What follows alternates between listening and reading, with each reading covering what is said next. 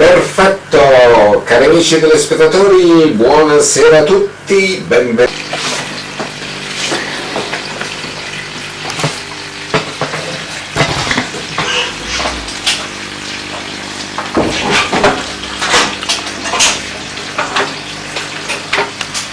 Però Adesso devo fare una... che se tu la luce cosa fai? No, non si stua la luce, devo fare una registrazione.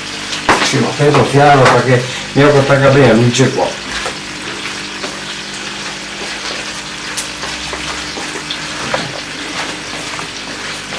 No. Allora non vediamo, non è la corrente. No.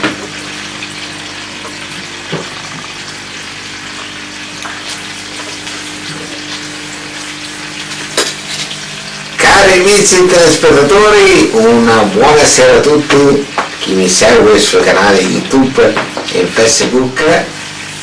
Ci stiamo avvicinando al Natale, allora come potete vedere dalle immagini ho già allestito il presepio, l'albero di Natale e qua ci sono arrivati già i regali che il giorno 24 io mi trasformo, che sono stato un grigio, da Babbo Natale, ma ci saranno anche tante sorprese da vedere. Allora guardate un po' la scenografia, vedete tra in alto c'è un albero e un bellissimo Babbo Natale, poi in basso c'è una slitta con tutti i regali da parte di mamma Antonietta, papà Francesco e Stefano e Andrea Grigio e Rosy.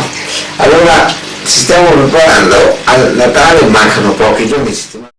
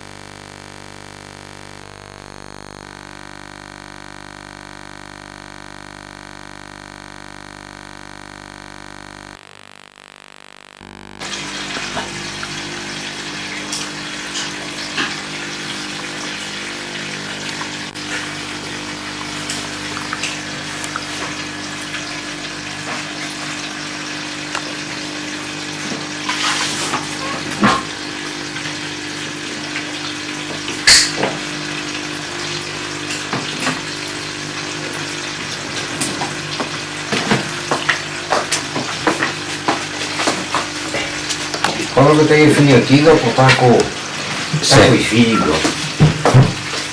Sì.